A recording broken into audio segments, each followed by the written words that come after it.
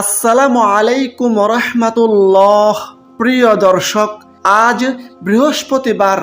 দিনে বা রাতে যে কোনো সময় ইস্তেগফারের দোয়াটি অন্তত 70 বার পড়ুন। বিনিময়ে আল্লাহ তাআলা আপনার প্রতি সন্তুষ্ট হয়ে যাবেন। এই জীবনের সকল গুনাহ মাফ হয়ে যাবে। দর্শক, এই জীবনে চোখ দিয়ে দেখে দেখে যত প্রকারের গুনাহ করেছেন, এই কান দিয়ে অশ্লীল কথাবার্তা, অশ্লীল গান বাজনা শ্রবণ করে যত ধরনের গুনাহ করেছেন, এই জবান দিয়ে অশ্লীল গালমন্দ, অশ্লীল কথাবার্তা বলে যত ধরনের গুনাহ করেছেন, এই হাতের স্পর্শে যত প্রকারের গুনাহ করেছেন, মোট কথা ছোট বড় জানা অজানা সকল প্রকারের গুনাহ আল্লাহ তাআলা মাফ করে দিবেন। সেই সাথে যদি আপনি এই গুরুত্বপূর্ণ ফজিলতপূর্ণ দোয়ার আমল করেন, তাহলে আল্লাহ তাআলা আপনার দুশ্চিন্তা পেরেশানি দূর করে দিবেন। গায়েবীভাবে আল্লাহ তাআলা আপনাকে সাহায্য করবেন। যদি আপনি এই দোয়ার আমল করেন, তাহলে পাহাড় সম পরিমাণ ঋণ থাকলেও আল্লাহ তাআলা আপনার ঋণ মুক্তির ব্যবস্থা করে দিবেন। যদি আপনি এই দোয়ার আমল করেন, মনের সকল নেক আশা পূরণ হবে, সকল দোয়া কবুল হবে ইনশাআল্লাহ। দর্শক, আজকের ভিডিওতে খুবই গুরুত্বপূর্ণ ফজিলতপূর্ণ 4টি দোয়া সম্পর্কে জানিয়ে দিব এবং দোয়াগুলো বাংলা উচ্চারণ সহ লিখে দিব, যেন আপনারা খুব সহজে দোয়াগুলো শিখতে পারেন এবং আমল করতে পারেন। সুতরাং গুরুত্বপূর্ণ ভিডিওটি না টেনে সম্পূর্ণ দেখুন এবং উপকারী মনে হলে অবশ্যই প্রিয়জনের কাছে বেশি পরিমাণে শেয়ার করুন। আর আপনি যদি আমাদের চ্যানেলের নতুন দর্শক হয়ে থাকেন, তাহলে চ্যানেলটি সাবস্ক্রাইব করে পাশের বেল আইকনটি অল নোটিফিকেশন করে রাখুন। প্রিয় দর্শক, এই বৃহস্পতিবার দিন খুবই গুরুত্বপূর্ণ ফজিলতপূর্ণ একটি দিন। এই দিনে আল্লাহ তাআলার কাছে বান্দার সাপ্তাহিক আমলনামা পেশ করা হয়। এ প্রসঙ্গে হাদিসে রয়েছে, হযরত আবু হুরায়রা রাদিয়াল্লাহু আনহু বলেন, আল্লাহর রাসূল সাল্লাল্লাহু আলাইহি সাল্লাম বলেছেন, প্রতি বৃহস্পতিবার ও সোমবার আল্লাহ তাআলার কাছে বান্দার সাপ্তাহিক আমলনামা পেশ করা হয়। তখন আল্লাহ তাআলা তার মুমিন বান্দাদের ক্ষমা করে দেন। কিন্তু যে দুই ব্যক্তির পারস্পরিক হিংসা বিদ্বেষ রয়েছে, তাদেরকে ক্ষমা করা হয় না। মুসলিম শরীফ হাদিস নম্বর 2565, তিরমিজি শরীফ হাদিস নম্বর 747। তাছাড়া এই বৃহস্পতিবার দিন আল্লাহ তাআলা জান্নাতের দরজাসমূহ খুলে দেন। এ প্রসঙ্গে হাদিসে রয়েছে, আল্লাহর রাসূল সাল্লাল্লাহু আলাইহি সাল্লাম বলেছেন, বৃহস্পতিবার ও সোমবার জান্নাতের দরজাসমূহ খুলে দেওয়া হয়। এরপর এমন সব বান্দাকে ক্ষমা করে দেওয়া হয় যারা আল্লাহর সঙ্গে অংশীদার স্থাপন করে না। সুবহানাল্লাহ। মুসলিম শরীফ হাদিস নম্বর 6438। তাছাড়া এই বৃহস্পতিবার দিন দিবাগত রাত থেকে জুমার দিন শুরু হয়ে যায়। সেজন্য এই বৃহস্পতিবার দিবাগত রাতকে জুমার রাত বলা হয়েছে। সুতরাং প্রিয় দর্শক, এই বৃহস্পতিবার গুরুত্বপূর্ণ দিনে বা রাতে যে কোনো সময় বেশি বেশি পরিমাণে ইস্তেগফারের আমল করুন। ইস্তেগফার খুবই দামি আমল, খুবই গুরুত্বপূর্ণ ফজিলতপূর্ণ আমল। সেজন্যই আমাদের প্রিয় নবী সাল্লাল্লাহু আলাইহি সাল্লাম প্রত্যেক দিন 70 থেকে 100 বারের বেশি আল্লাহ তাআলার কাছে ইস্তেগফার বা ক্ষমা প্রার্থনা করতেন। এ প্রসঙ্গে হাদিসে রয়েছে, নবীজি বলেন, আল্লাহর শপথ, আমি প্রত্যেক দিন 70 বারের অধিক আল্লাহ তাআলার কাছে ইস্তেগফার বা ক্ষমা প্রার্থনা করি। সুবহানাল্লাহ। হাদিসটি বুখারী শরীফ থেকে নেওয়া হয়েছে। ইস্তেগফারের আমলের মাধ্যমে আল্লাহ তাআলা বান্দার প্রতি সন্তুষ্ট হয়ে যান। আল্লাহ তাআলা বান্দার জীবনের সকল গুনাহ ক্ষমা করে দেন। প্রিয় দর্শক, আমরা এই জীবনে চলতে ফিরতে উঠতে বসতে কতই না গুনাহ করে থাকি। গুনাহ করতে করতে পাহাড় সম পরিমাণ করে ফেলি। গুনাহে জর্জরিত আমাদের এই জীবন। তারপরও যদি আমরা মন থেকে ইস্তেগফার করি, আল্লাহ তাআলার কাছে একনিষ্ঠভাবে তাওবা করি, তাহলে অবশ্যই আল্লাহ তাআলা আমাদের এই জীবনের সকল গুনাহ ক্ষমা করে দিবেন। এ প্রসঙ্গে আল্লাহ তাআলা নিজেই পবিত্র কোরআনে ওয়াদা করে বলেছেন, যারা নিজেদের প্রতি সীমাহীন জুলুম করেছ, অন্যায় করেছ, তোমরা আল্লাহর রহমত থেকে নিরাশ হইও না। নিশ্চয়ই আল্লাহ সব গুনাহ ক্ষমা করবেন, তিনি ক্ষমাশীল পরম দয়ালু। সূরা জুমার আয়াত 53। আল্লাহ তাআলা পবিত্র কোরআনের অন্য স্থানে বলেন, আর যে ব্যক্তি মন্দ কাজ করবে কিংবা নিজের প্রতি জুলুম করবে, তারপর আল্লাহর কাছে ক্ষমা চাইবে, সে ব্যক্তি আল্লাহকে পাবে ক্ষমাশীল ও পরম দয়ালু। সূরা নিসা আয়াত 110। আল্লাহ তাআলা পবিত্র কোরআনের অন্য স্থানে বলেন, হে নবী, আমার বান্দাদের জানিয়ে দাও যে নিশ্চয়ই আমি অত্যন্ত ক্ষমাশীল ও অপরিসীম দয়ালু। সূরা হিজর আয়াত 49। তবে প্রিয় দর্শক, আল্লাহ তাআলার কাছে ইস্তেগফার করতে হবে মন থেকে, তাওবা করতে হবে একনিষ্ঠভাবে, তাহলেই আল্লাহ তাআলা আমাদের এই জীবনের সকল গুনাহ ক্ষমা করে দিবেন, সেই সাথে আমাদেরকে জান্নাত নামক নিয়ামতে প্রবেশ করাবেন। এ প্রসঙ্গে আল্লাহ তাআলা নিজেই পবিত্র কোরআনে ওয়াদা করে বলেছেন, হে ঈমানদাররা, তোমরা আল্লাহর কাছে খাঁটি তাওবা করো, আশা করা যায় তোমাদের রব তোমাদের গুনাহগুলো ক্ষমা করবেন এবং তোমাদের এমন জান্নাতে প্রবেশ করাবেন যার তলদেশে ঝর্ণাগুলো প্রবাহমান। সুবহানাল্লাহ। সূরা তাহরিম আয়াত 8। তাছাড়া প্রিয় দর্শক, বেশি বেশি পরিমাণে ইস্তেগফারের আমল করলে আল্লাহ তাআলা অসংখ্য নিয়ামত ও পুরস্কার দিয়ে থাকেন।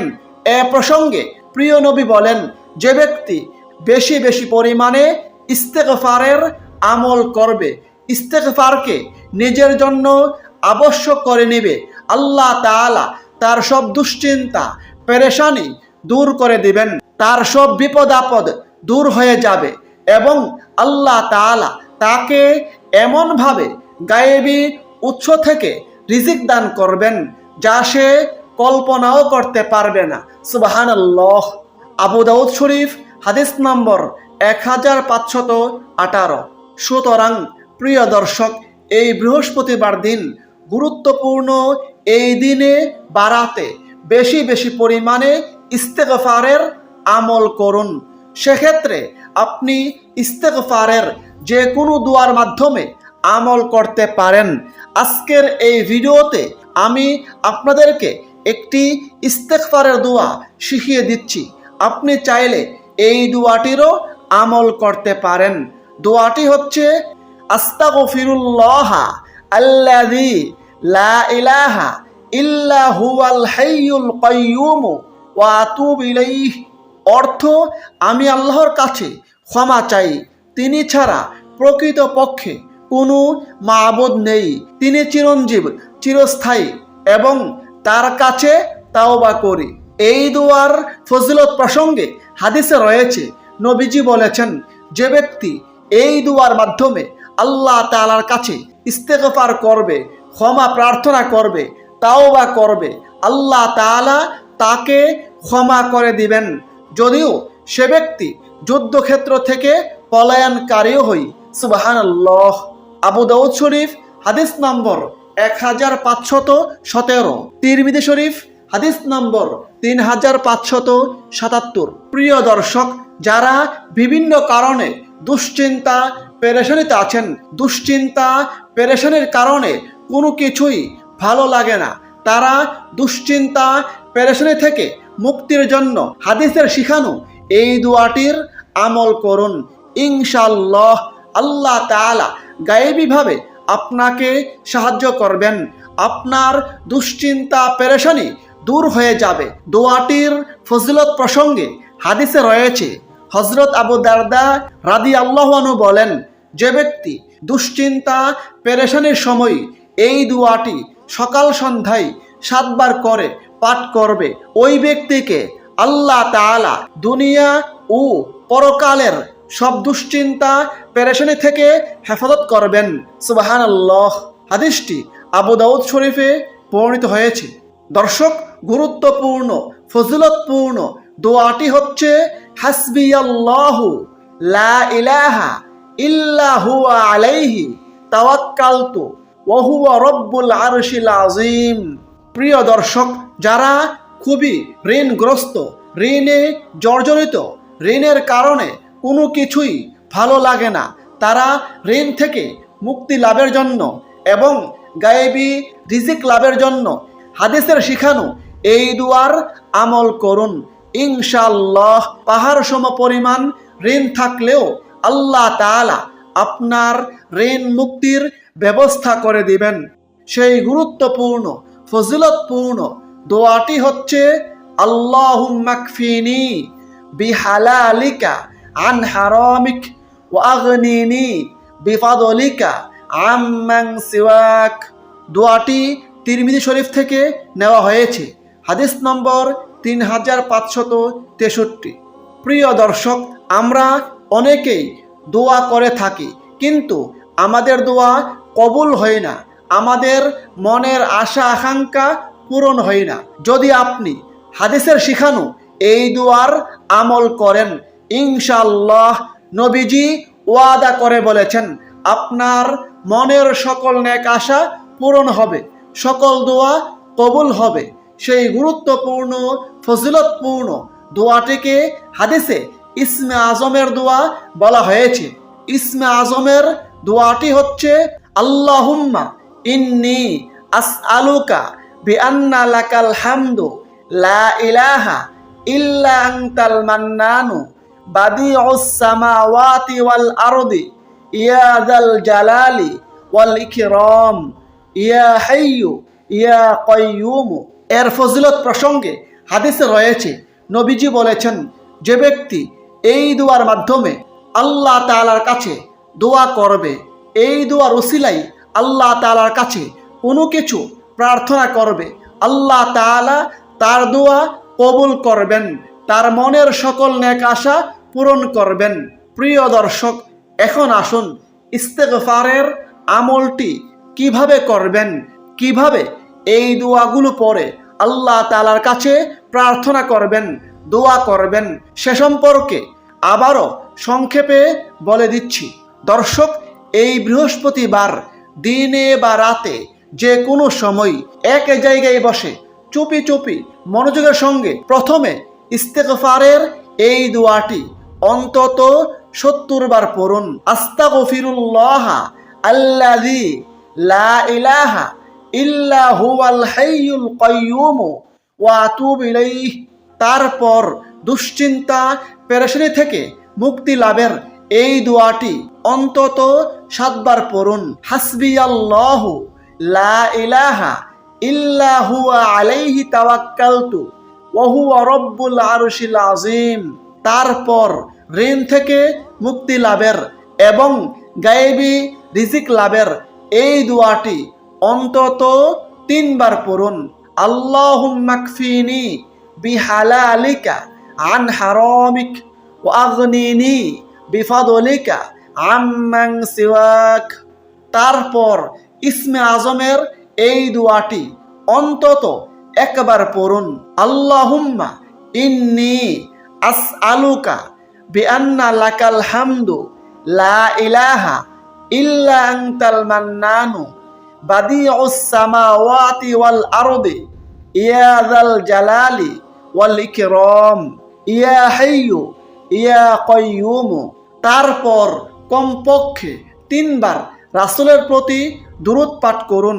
সেক্ষেত্রে আপনি যে কোনো দুরূদ শরীফ পড়তে পারেন।